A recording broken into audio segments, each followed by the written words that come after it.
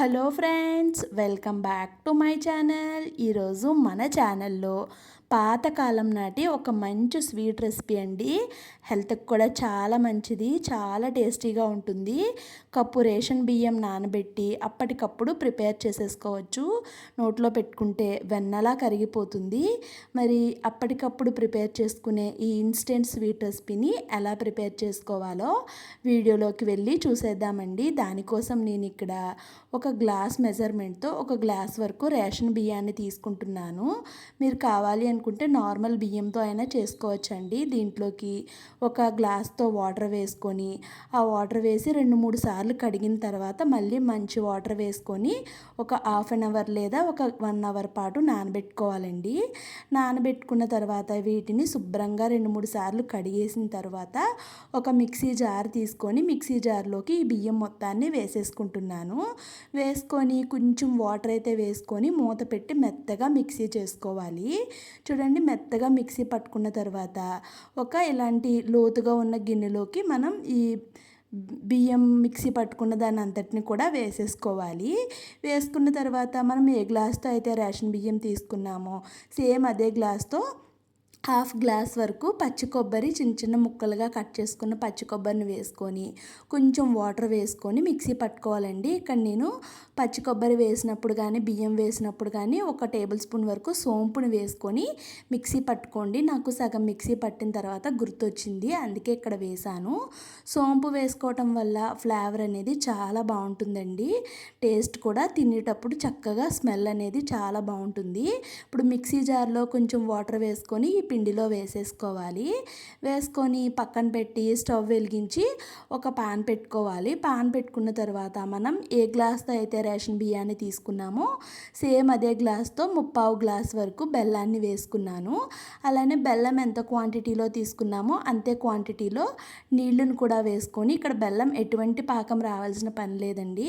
బెల్లం మొత్తం కరిగిపోయిన తర్వాత మంచి ఫ్లేవర్ కోసం కొంచెం యాలకుల పొడి వేసి ఇలా ఒక మరుగు వచ్చే వరకు మరిగించుకొని స్టవ్ ఆఫ్ చేసి ఆ వేడి బెల్లం పాకాన్ని మనం ఇలా స్ట్రెయినర్తో వడకట్టుకొని ఈ ముందుగా ప్రిపేర్ చేసుకున్న బియ్యం కొబ్బరి మిశ్రమంలో వేసేసుకోవాలి. వేసుకొని వేడి మీద ఉండగానే మొత్తం కలిపేసుకోవాలండి. చూడండి, కలుపుకుంటే మనకి పల్చగా కొంచెం వాటరీగా అవుతుంది. ఇప్పుడు దీంట్లోకి టేస్ట్ బ్యాలెన్సింగ్ కోసం కొంచెం సాల్ట్ అయితే వేసాను. సాల్ట్ కూడా వేసి బాగా కలిపేసుకున్నాను. కలిపేసుకున్న తర్వాత స్టవ్ వెలిగించి ఒక ప్యాన్ అయితే పెట్టుకుంటున్నాను. ప్యాన్ పెట్టుకొని దీంట్లోకి 1 టేబుల్ స్పూన్ వరకు నెయ్యినైతే వేసుకోవాలి. నెయ్యితో చేసుకుంటున్నానండి. మీరు కావాలి అనుకుంటే ఆయిల్తో అయినా చేసుకోవచ్చు. ఇప్పుడు చిన్న పీసెస్లా కట్ చేసుకున్న పచ్చి కొబ్బరిని వేసుకున్నాను. వేసుకొని పచ్చి కొబ్బరి కలర్ చేంజ్ అయ్యే వరకు ఫ్రై చేసుకున్న తర్వాత సగం వరకు కొబ్బరి దాంట్లో వేసేసుకున్నాను. అలానే సగం అయితే పక్కన పెట్టేసుకున్నానండి. ఇప్పుడు మెయిన్గా దీంట్లో 1/2 టేబుల్ స్పూన్ వరకు వంట సోడా వేసుకోవాలి. వంట సోడా వేసుకోవటం వల్ల ఏంటంటే మనకి ఎక్కువ సేపు పిండిని నానబెట్టాల్సిన పని లేదండి. వంట సోడా వేస్తే వెంటనే ప్రిపేర్ చేసుకోవచ్చు. అదే వంట సోడా వేయకపోతే గంట లేదా 2 గంటలు అయితే పిండిని నానబెట్టాల్సి ఉంటుంది. అంత టైం లేదనుకుంటే, ఇన్స్టెంట్గా చేసుకోవాలి అనుకుంటే ఖచ్చితంగా వంట సోడా వేసుకోవాలండి. ఇప్పుడు స్టవ్ వెలిగించి ఇందాక పచ్చి కొబ్బరి ఫ్రై చేసిన ప్యాన్ని నేను ఇక్కడ పెట్టుకున్నాను.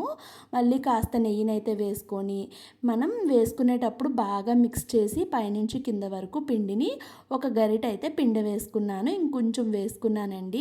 ఇప్పుడు పైన మనం కొంచెం పచ్చి కొబ్బరిని ఉంచాం కదా, వాటిని పైన అలా వేసుకున్నాను. ఈ ప్యాన్ అయితే నేను ఫ్లిప్కార్ట్లో తీసుకున్నానండి. క్వాలిటీ అయితే చాలా బాగుంది. ప్రోడక్ట్ లింక్ కింద ట్యాగ్ చేస్తాను. ఇంట్రెస్ట్ ఉన్న వాళ్ళు ఒక్కసారి చూసేయండి. మూత పెట్టి ఒక 2 నిమిషాలు ఉడికించుకున్న తర్వాత ఇంకొక సైడ్కి జస్ట్ అలా టర్న్ చేయాలండి. టర్న్ చేసి ఎక్కువసేపు ఉంచకుండా మళ్ళీ ఇంకొక సైడ్కి అయితే టర్న్ చేసేసుకోవాలి. ఇలా 2 సైడ్స్, ఒక సైడ్ బాగా కాల్చుకోవాలి, ఇంకొక సైడ్ కొంచెం లైట్గా కాల్చుకుంటే సరిపోతుంది. ఇప్పుడు నేను రెండోసారి అయితే ఆయిల్తో కూడా వేసి చూపిస్తున్నానండి. సేమ్ ఇదే ప్రాసెస్లో పిండి వేసుకొని పైనుంచి పచ్చి పచ్చి కొబ్బరి వేసుకొని ఒక సైడ్ కాలిన తర్వాత ఇంకొక సైడ్కి టర్న్ చేసేసుకుంటే సరిపోతుంది. రెండు సైడ్స్ కూడా మంచి గోల్డెన్ కలర్ వచ్చే వరకు చేసుకుంటే ఎంతో టేస్టీగా ఉండే పాతకాలం నాటి ఒక మంచి స్వీట్ రెసిపీ అయితే రెడీ అయిపోతుందండి. ఇన్స్టెంట్గా చేసుకోవచ్చు అన్నారు, బియ్యం నానబెడుతున్నారనే డౌట్ మీకు రావచ్చు. బియ్యం నానబెట్టి ఉంటే ఇన్స్టెంట్గా చేసేసుకోవచ్చు కదండి, అందుకే అలా చెప్పాను. వీడియో నచ్చితే లైక్ చేయండి.